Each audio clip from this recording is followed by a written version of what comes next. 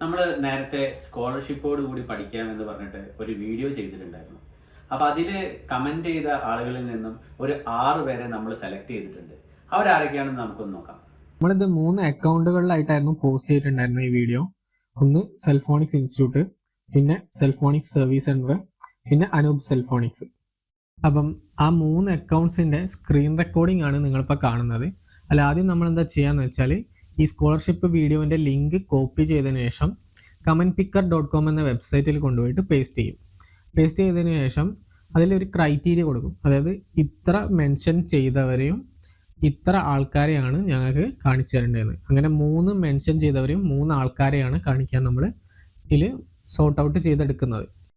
അങ്ങനെ സെർച്ച് ചെയ്തതിന് ശേഷം 3 പേര് വന്നു കഴിഞ്ഞാൽ അവരെ ഓരോരുത്തരും നമ്മളുടെ ആ പേജ്, അവർ ഏത് വീഡിയോന്റെ ഏത് അക്കൗണ്ടിന്റെ ഏത് വീഡിയോയിലാണ് അവർ കമന്റ് ചെയ്തിട്ടുള്ളത്, ആ അക്കൗണ്ട് അവരവിടെ ഫോളോ ചെയ്യുന്നുണ്ടോ എന്ന് നമ്മൾ സെർച്ച് ചെയ്യും.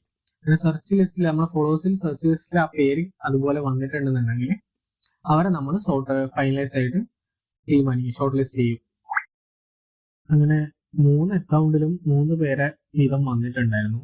പക്ഷെ അതിൽ ഈ 2 ആൾക്കാർ മാത്രമേ, ഓരോ പേജിലും ഈ 2 ആൾക്കാർ മാത്രമേ ഫോളോ ചെയ്യുന്നുണ്ടായിരുന്നുള്ളൂ. ബാക്കിയുള്ള ഒരാള്, അതായത് ഓരോ പേജിൽ നിന്ന് ഓരോ ആള് ആ അക്കൗണ്ട് ഫോളോ ചെയ്തിട്ടില്ല. അതുകൊണ്ട് നമ്മൾ അവരെ ഷോർട്ട് ലിസ്റ്റ് ചെയ്തിട്ടില്ല. അവരെ ഒഴിവാക്കിയിട്ട് ബാക്കി ഈ 2 പേരെയാണ് എടുത്തിട്ടുള്ളത്. അങ്ങനെ ടോട്ടൽ 6 പേരായി.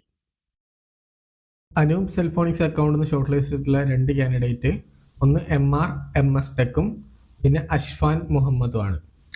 അതേപോലെ സർവീസ് സെന്ററിൽ നിന്ന് ഷോർട്ട് ലിസ്റ്റ് ചെയ്തിട്ടുള്ള കാൻഡിഡേറ്റ് മനീഷ് പിയും ഡ്രീം കീപ്പറുമാണ്.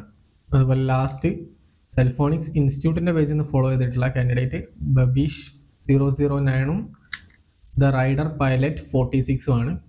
ലാസ്റ്റ് ഷോർട്ട് ലിസ്റ്റ് ചെയ്ത 6 പേര് ടോട്ടൽ. അപ്പൊ ഇവരാണ് ആ തെരഞ്ഞെടുത്ത 6 പേര്.